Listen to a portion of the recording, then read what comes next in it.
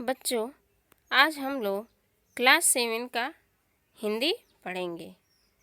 Book का नाम है स्तुति। चैप्टर पढ़ेंगे 3।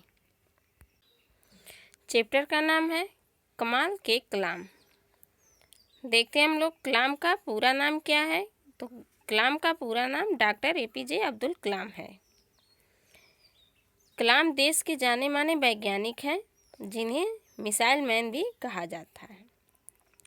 बहुमुखी प्रतिभा के धनी बहुत कम ही ऐसे समर्पित व्यक्ति होते हैं जो उन्नत की ऊंचाइयों पर पहुंचने के बाद भी ज़मीन से जुड़े होते हैं। ऐसे ही लोगों में से एक डॉक्टर कलाम है, जो भारत रत्न से सम्मानित हैं, फिर भी सादगी उनमें कूट कूट कर भरी हुई है। तो आइए नज़र डालते हैं उनके जीवन के कुछ पलों पर। कलाम का जन्म कहाँ हुआ था? कलाम का जन्म मद्रास राज्य के तमिलनाडु के रामेश्वरम कस्बे में एक मध्यवर्गीय तमिल परिवार में हुआ था। इनके पिता का नाम जैनुलाब्दीन था। इनकी कोई औपचारिक शिक्षा अच्छी नहीं हुई थी, लेकिन बहुत ही धनी व्यक्ति थे। इसके बावजूद वे ना ही ये धनी व्यक्ति थे, लेकिन ये बुद्धिमान व्यक्ति थे। इनके अंदर उदारता की भावना थी। इनके पिताजी के अंदर उदारता की भावना थी। कलाम की माता का नाम आसियम्मा था। ये उनकी आदर्श जीवन संगिनी थी। जीवन संगिनी यानी पत्नी थी। मैं कई बच्चों में से एक लंबे चौड़े व सुंदर माता पिता की छोटी कद काठी का साधारण सा दिखने वाला बच्चा। हम लोग जैसे पुश्तैनी घर में रहते थे। रामेश्वरम की मस्जिद वाली गली में बना यह घर चूने पत्थर व ईंट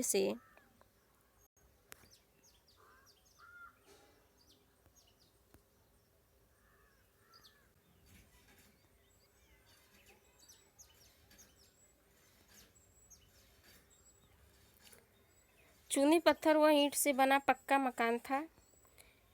मेरे पिता यानी कलाम के पिताजी आडंबरहीन व्यक्ति थे। सभी अनावश्यक ऐशो आराम वाली चीज़ों से दूर रहते थे। वे घर पे सभी आवश्यक वस्तुएं सुलभता से उत्पन्न थी। वास्तव में मेरा बचपन बहुत ही निश्चिंतता और सादेपन के भौतिक भावनात्मक दोनों तरह से बीता था। मैं प्रायः अपनी माँ के साथ रसोई घर में नीचे बैठकर खाना खाया करता था। वे मेरे सामने केले का पत्ता बिछाती और फिर उस पर चावल सुगंधित स्वादिष्ट सांभर देती तथा साथ में घर का बना अचार और नारियल का चटनी भी देती थी। हमारे इलाके में एक बहुत पुरानी मस्जिद थी, जहाँ शाम को नमाज के लिए मेरे पिताजी मुझे अपने साथ ले जाते थे। अरबी में जो नमाज अदा करती थी उसके बारे में मुझे पता नहीं था, और ये अपने पिताजी से नमाज के बारे में पूछते रहते थे। नेक्स्ट हम लोग देखते हैं,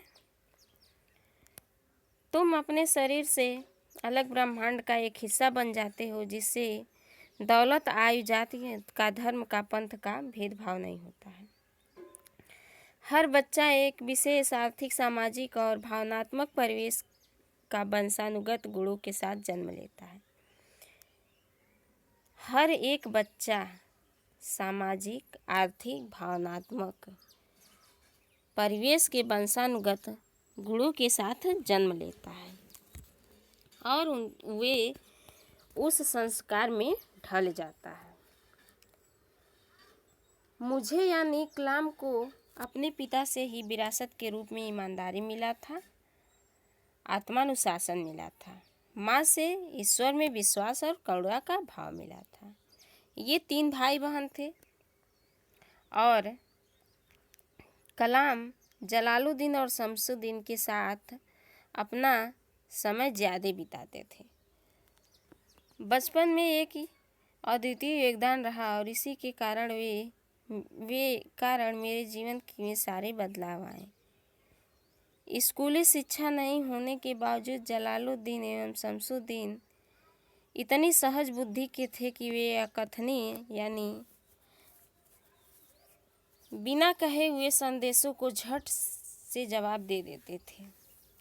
बचपन में मैं बिना हिचकिचाहट की अपनी सृजनात्मकता को उसके बीच रख सका। जलालुद्दीन कलाम के बहनोई थे और कलाम से 15 साल बड़े थे, लेकिन कलाम को आज़ाद कहकर पुकारते थे। ये दोनों लोग शाम को एक दूसरे के साथ रोज़ घूमने जाते थे। ये मस्जिद वाली गली से निकलते हुए समुद्र के रेतीले तट पर, रेतीले यानी बालू वाले तट पे चलते थे। जलालुद्दीन प्रायः आध्यात्मिक विषयों पर बातें करते थे। रास्ते में हमारा पहला पड़ाव यानी पहली बार शिव मंदिर के पास बैठते थे। इस मंदिर को उतनी ही श्रद्धा से परिक्रमा करते थे ये लोग जितनी श्रद्धा से किसी अन्य देश के हिस्से से आया कोई तीर्थ यात्री करता था, उतने ही श्रद्धा से ये लोग भी परिक्रमा करते थे और अपने शरीर को ऊर्जावान महसूस करते थे। पूरे इलाके में सिर्फ जलालुद्दीन ही थे जो अंग्रेजी में लिख सकते थे। जलालुद्दीन मुझे हमेशा शिक्षित व्यक्तियों, वैज्ञानिक खोजों, समकालीन साहित्य और चिकित्सा विज्ञान की उपलब्धियों के बारे में बताते रहते थे। वही थे जिन्होंने मुझे सीमित दायरे से बाहर निकालकर नई दुनिया का बोध कराया। जलालुद्दीन यानी इनके जो बहनोई थे, कलाम के बहनोई थे, वही इन कलाम को नई दुनिया दिखाए थे। दूसरे जिस व्यक्ति का मेरे बाल जीवन पर गहरा असर पड़ा था, बाल जीवन यानी बचपन पर गहरा असर पड़ा था, वे इनके चचेरे भाई यानी चाचा के लड़के शमसुद्दीन थे। वो रामेश्वरम में अखबार का वितरक यानी अखबार को बांटते थे। 1939 ईस्वी में द्वितीय विश्व युद्ध छिड़ा और इस पर भारत के मित्र देशों की सेनाओं में शामिल होने का दबाव भी डाला गया। देश में तरह तरह के आपातकाल घोषित कर दिया गया। उसका पहला नतीजा इस रूप में सामने आया कि रामेश्वरम स्टेशन पर गाड़ी का ठहरना बंद हो गया। ऐसी स्थिति में अखबारों के बंडल रामेश्वरम और धनुषकोट के बीच गिरे हुए बंडलों को उठाने में उनका हाथ बटा सके। स्वाभाविक है मैं ही मददगार बना, यानी ये शमसुद्दीन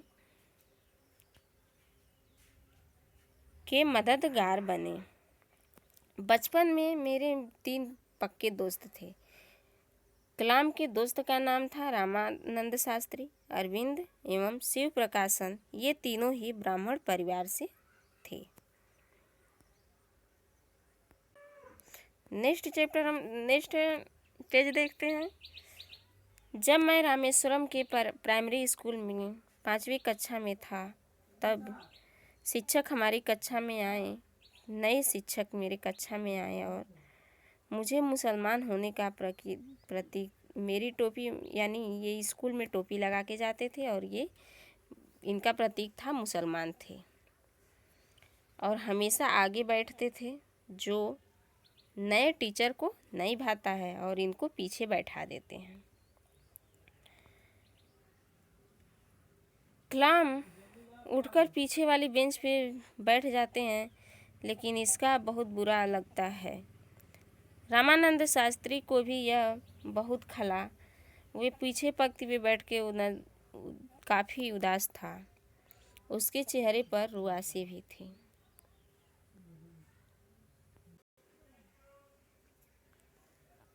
जब स्कूल की छुट्टी होती है तो लक्ष्मण शास्त्री शिक्षक को बुलाकर कहा, निर्दोष बच्चों के दिमाग में सामाजिक असमता का विष ना घोलें। और उन्होंने इतना ही नहीं कहा, वो ये भी कहें कि आप या तो अपना व्यवहार बदल दीजिए या तो स्कूल छोड़कर चले जाइए। इसका टीचर के ऊपर बहुत बड़ा प्रभाव पड़ा और वो अपने ऊपर बदलाव कर लिए। नेक्स्ट पैराग्राफ देखते हैं। द्वितीय विश्व युद्ध खत्म हो चुका था और भारत की आबादी भी बहुत दूर नहीं थी। गांधी जी ने ऐलान किया, भारतीय स्वयं अपने भारत का निर्माण करेंगे। पूरे देश में अप्रत्याशित उम्मीदें थीं। मैंने अपने पिताजी से रामेश्वरम छोड़कर जिला मुख्यालय रामनाथपुरम जाकर पढ़ाई करने की अनुमति मांगी। पिताजी तो सोचते हुए आगे बढ़ने के लिए जाने के लिए कहते हैं, लेकिन कहते हैं अब कलाम को कि मेरा प्यार नहीं तुम्हें बांधागा। उनकी माँ हिचकिचाते हुए बोलती हैं, लेकिन उनके पिताजी रोक देते हैं। कहते हैं तुम्हारे बच्चे तुम्हारे जरिए से आए हैं, तुम उनको अपना प्यार दे सकती हो, लेकिन अपना विचार नहीं। उनके अपने खुद के विचार होते हैं। रामनाथपुरम कस्बा समृद्धि होते हुए भी बनावटीपन में जीता समाज था। इसकी आबादी करीब 50,000 थी, लेकिन रामेश्वरम जैसी सुसंगठित और सद्भाव यहाँ नहीं था। मुझे घर की बड़ी याद आती थी और मैं रामेश्वर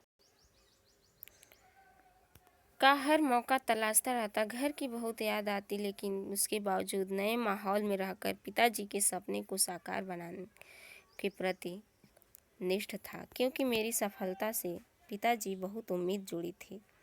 पिताजी मुझे कलेक्टर बनाना चाहते थे और मुझे लगता था कि पिताजी के सपने को साकार करना मेरा फर्ज है। जलालुद्दीन यानी कलाम के बहनोई इनको हमेशा सकारात्मक सोच की शक्ति बात किया करते थे, और जब ये मुझे घर की याद आती थी, मैं उदास होता था, तो मैं प्रायः उनकी बातों को मन में याद कर लेता था और उनके कहे अनुसार अपने विचारों को मस्तिष्क में की स्थिति में लक्ष्य पाने के लिए कठोर परिश्रम किया। मैं रामेश्वरम नहीं लौटा, बल्कि अपने घर से और दूर चलता गया। अग्नि मिसाइल का प्रक्षेपण 22 मई 1989 ईस्वी को निर्धारित किया गया। प्रक्षेपण की पहली वाली रात को डॉक्टर अरुणाचलम, जनरल के एन सिंह और मैं रक्षा मंत्री के साथ घूम रहे थे, जो ITR अग्नि का प्रक्षेपण देखने आए थे। एक दिन पूरी चांदनी रात थी। ज्वार पूरे जोरों पर था। लहरें एक दूसरे से टकराकर शोर पैदा कर रही थी। क्या कल होने वाले अग्नि प्रक्षेपण में हम कामयाब हो पाएंगे? यह सवाल हम सबके दिमाग में घूम रहा था, लेकिन हम में से कोई उस चांदनी रात के सन्नाटे को तोड़ना नहीं चाहता था। चुप्पी तोड़ते हुए रक्षा मंत्री आखिरकार मुझसे पूछ लिया। रक्षा मंत्री कलाम से पूछते हैं, कल तुम्हारा अग्नि परीक्षा है, तुम क्या तोहफा लेना पसंद करोगे?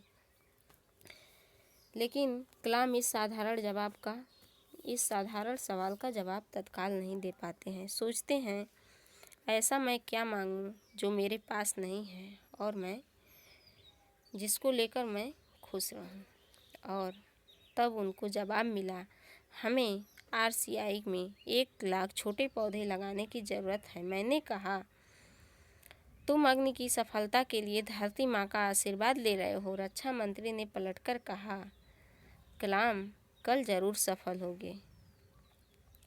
अगले दिन सुबह 7:10 पर अग्नि को छोड़ा गया।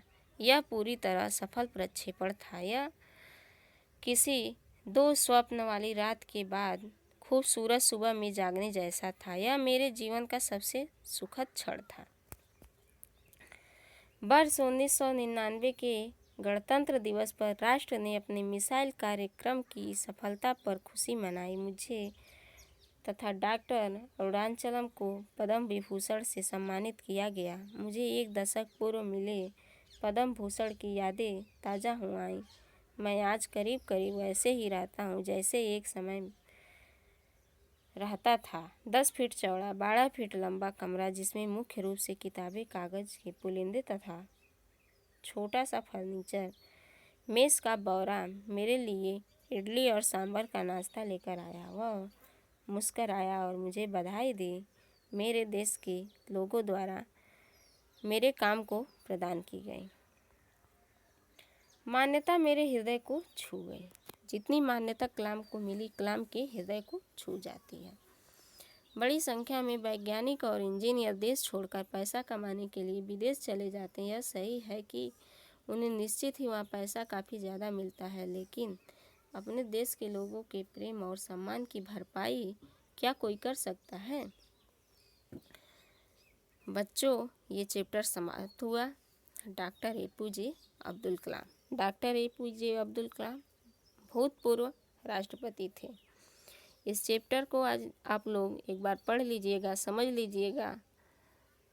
नेक्स्ट वीडियो में हम लोग इसका क्वेश्चन आंसर देखेंगे। बुक आप लोग ले लीजिए, पढ़ लीजिए। धन्यवाद।